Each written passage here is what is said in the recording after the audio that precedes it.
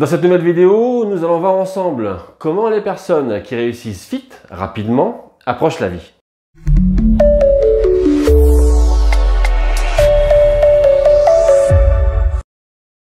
Bonjour et bienvenue sur mon NPE à moi, la chaîne pour aider notre personne à continuer d'avancer, à aller de l'avant. Je suis Francis Berthelot, je suis coach de vie et coach en psychologie positive.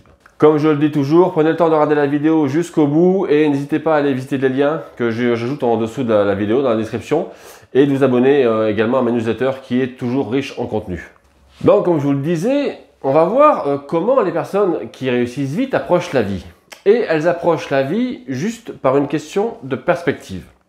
En effet, deux personnes peuvent percevoir une même situation de manière très différente.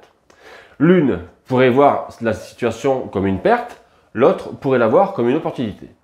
L'une pourrait se sentir être une victime, l'autre pourrait être un facteur de changement.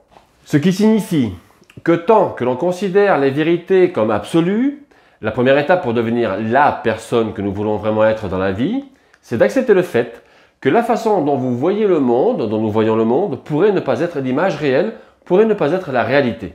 Donc, si notre expérience de vie est basée sur la façon dont nous voyons le monde, voici quelques changements mentaux simples mais incroyablement percutants qui, si vous décidez ou si vous décidiez de les appliquer, pourraient vous aider à voir les choses sous un nouvel angle. À chaque instant, chaque jour, vous pratiquez quelque chose. Si vous choisissez de manger du quinoa et des légumes au lieu de flocons d'avoine, vous vous entraînez à manger pour mettre du carburant dans votre corps, de l'énergie, du peps, au lieu de manger que pour le plaisir. Si vous hurlez sur votre moitié, votre concubin ou votre concubine, vous pratiquez un manque de maîtrise de soi. Si vous regardez la télévision au lieu de travailler sur l'écriture de votre livre, vous vous entraînez à reporter, à remettre à plus tard votre rêve de devenir romancier. En ce qui me concerne, si je passais mon temps à regarder la télévision au lieu de travailler sur mes formations, mes vidéos comme je le fais là ou autres projets de coaching, je m'entraînerai très certainement à reporter à bien plus tard mon rêve d'aider des centaines de milliers de personnes à se réaliser et à trouver le sens à leur vie. Parce qu'au moment où vous commencez à voir le monde de cette façon, vous commencez à réaliser que chaque instant, chaque jour, vous pratiquez quelque chose. Et la façon dont vous êtes conscient de tout ce que vous pratiquez dicte la façon dont vous vous rapprochez ou dont vous vous éloignez consciemment ou inconsciemment de l'endroit où vous voulez réellement être, que ce soit une situation, un lieu ou un état émotionnel. Si c'est facile, vous avez atteint un plateau. Si c'est difficile, vous grandissez. Et ce qu'il faut comprendre là, c'est que le confort, c'est le premier signe de la stagnation. Rappelez-vous ceci. Alors oui, bien sûr, il faut profiter du voyage et prendre le temps de sentir les roses, d'admirer les paysages. Mais trop souvent, les gens courent après l'illusion d'être arrivés, d'être déjà arrivés, de toucher le but, au lieu de se demander comment ils peuvent rester connectés au chemin qui produit le plus de croissance, le plus de résultats. En règle générale, dès que le chemin devient facile, voire trop facile, on commence à régresser. Faire la même chose que ce que vous faisiez ne vous poussera pas plus loin. Et ce n'est pas le moment de vous asseoir et de vous détendre, surtout en ce moment pandémique, mais c'est le moment de sortir de sa zone de confort et de se sentir à nouveau mal à l'aise. Parce que si vous voulez réellement continuer à grandir, c'est ce qu'il faut faire à tout prix. On ne devient pas discipliné, on trouve des façons de pratiquer la discipline et vous devenez ainsi discipliné. Et là, c'est l'ancien militaire qui vous parle. Mais bon, la même chose pourrait être dite à propos du verbe « essayer », comme dirait Maître Yoda.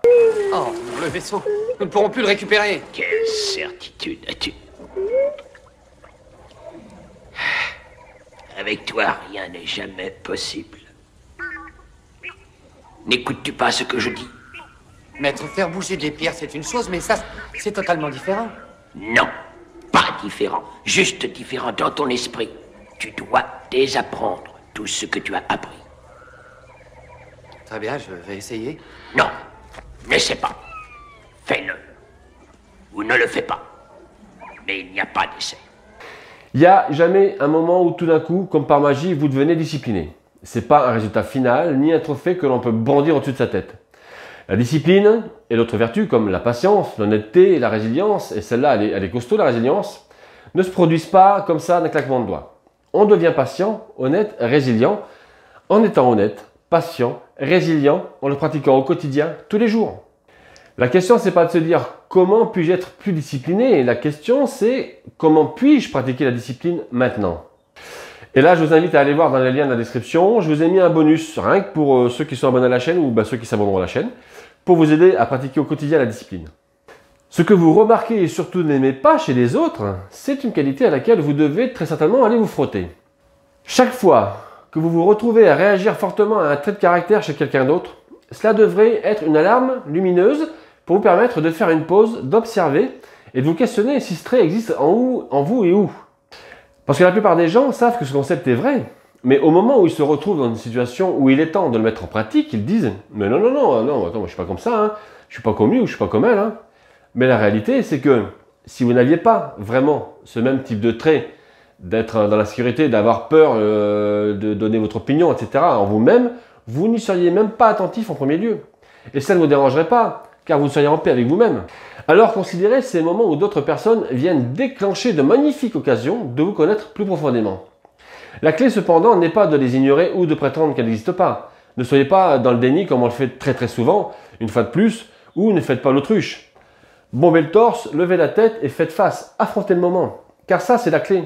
La clé, c'est de vous demander véritablement pourquoi vous réagissez comme ça et ce que vous pouvez apprendre sur vous-même ou reconnaître en vous-même afin de grandir en tant qu'être humain. Pour éviter d'être déçu, traitez chaque occasion comme la cerise sur le gâteau. Et là, regardez ma vidéo, arrêtez de compter sur les autres. Parce qu'il faut faire attention de ne pas donner trop de pouvoir à une personne ou à une situation. Et je m'explique parce que c'est un jeu dangereux de prendre des décisions dans la vie sur la base des promesses des autres. Quand quelqu'un vous dit « Je parie que je peux te trouver ce travail dont tu rêves depuis des années, ou que tu es en ligne de mire depuis tant de temps, ou je vais te présenter, tu vas voir une personne superbement, incroyablement influente. » Tant de gens entendent ces mots et mettent immédiatement toute leur confiance en quelqu'un d'autre.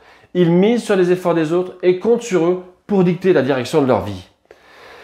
Ne le faites pas. Je l'ai fait dans ma jeunesse, trop souvent, et j'ai raté des opportunités et j'ai fait de mauvais choix. Arrêtez, ça c'est de la poudre de perlimpinpin.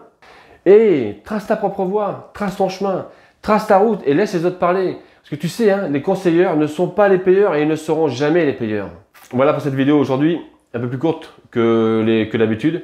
Essayez d'appliquer ces 5 principes dans votre vie pour ne pas perdre de temps, pour aller un peu plus vite dans l'atteinte de vos objectifs.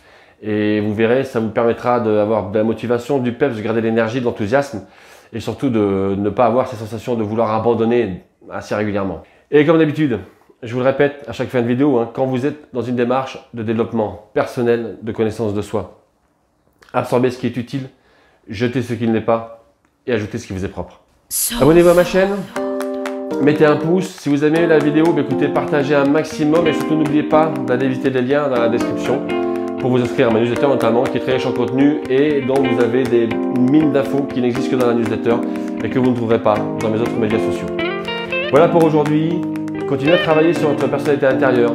Portez-vous bien. Prenez vraiment soin de vous. Je vous souhaite le meilleur et je vous embrasse et je vous dis à très bientôt pour une prochaine vidéo. Salut!